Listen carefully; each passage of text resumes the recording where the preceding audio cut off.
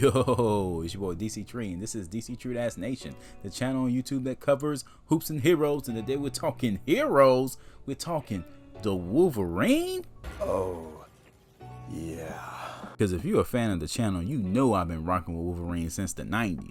This one's for you, Marv. I'm hyped that he's coming to the MCU, and finally they're going to incorporate the X-Men, man, and do the X-Men the right way. And they're going to use actor from the Kingsman films, Taron Egerton. That's the rumor, man. He's actually been in contact with Kevin Feige. They could be putting this information out there to get feelers on the fan base. And when you look at Taron, you don't necessarily think he's a Wolverine type guy. But if you think about his role in Kingsman, it was a very active role, a lot of stunts, a lot of fights, and he's a muscular guy, so he could definitely, you know, play the role of a superhero, play the role of the Wolverine. So it's you know, it's a solid pick. You know, I'm curious on how the hair is going to work, how the facial hair is going to work, but thanks to the internet, people have already put renders out there, and he actually looks pretty darn good as the Wolverine, man. You know, it could really work, especially when you take in consideration that he is actually closer to the right height that Wolverine is. In the comics, Wolverine is like 5'3".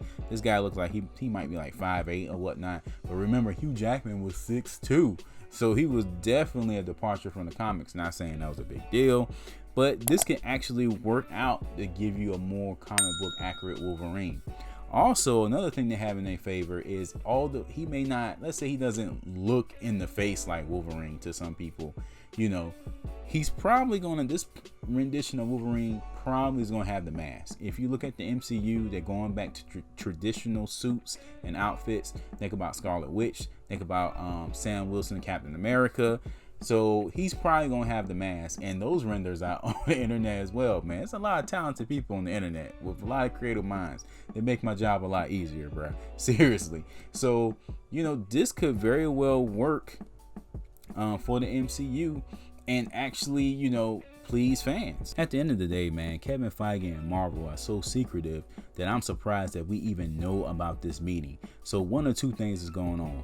This guy, Taron Egerton, has no chance to be Wolverine, and he's free to talk about it, or Marvel gave him the green light to talk about it, you know, so they can get a feel on how the fans feel about this choice.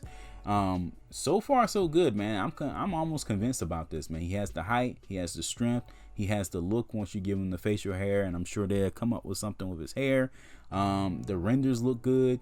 Even if they bring back the yellow and black suit, you know, update it a little bit, I think that'll help as well.